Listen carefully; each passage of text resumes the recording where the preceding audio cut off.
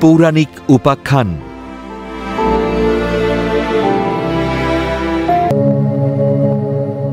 বালি ও সুগ্রীবের জন্ম কিভাবে হলো? দুই ভাইয়ের দ্বন্দ্বের কারণ কি? রামায়ণে বর্ণিত তথ্য অনুসারে কিষ্কিন্ধার রাজা ঋক্ষরাজ ছিলেন ব্রহ্মার তিলক থেকে জন্ম নেওয়া এক অদ্ভুত দর্শন প্রাণী। তার শরীর ছিল মানুষের এবং মুখ ও ল্যাজ ছিল বানরের।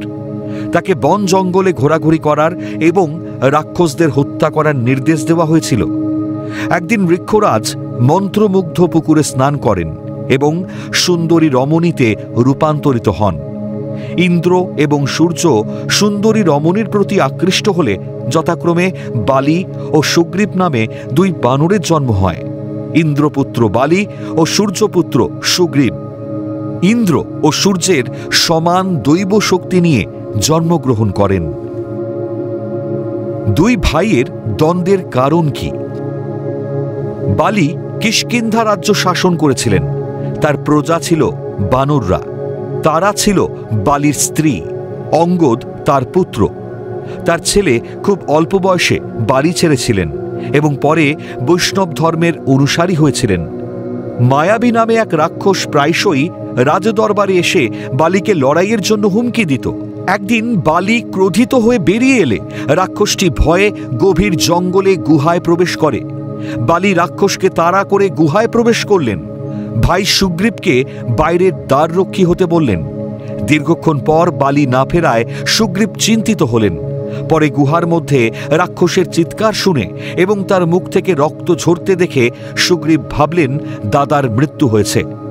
ভারাক্রান্ত হৃদয়ে সুগ্রীব কিষ্কিন্ধায় ফিরে আসেন এবং তার দাদা স্ত্রী তারাকে তার রানী হিসেবে গ্রহণ করে কিষ্কিন্ধার রাজ্যভার গ্রহণ করেন।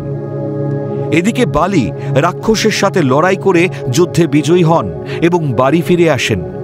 সুগ্রীবকে রাজা হিসেবে দেখে বালি দুঃখিত হন এই ভেবে যে তার ভাই তার সাথে বিশ্বাসঘাতকতা করেছে।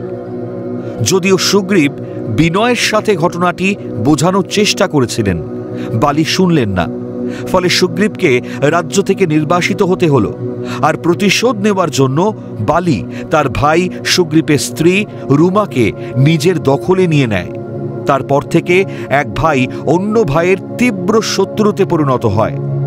সুগ্রীব ঋষ্যমুখ পর্বতে বসবাস করতে শুরু করেছিলেন, পৃথিবীর একমাত্র স্থান যেখানে বালি পা রাখতে পারেননি। তারপর থেকেই সুগ্রীব ঋষ্যমুখ পর্বতে বসে প্রতিশোধ নেওয়ার ফন্দি আঁটতে থাকেন।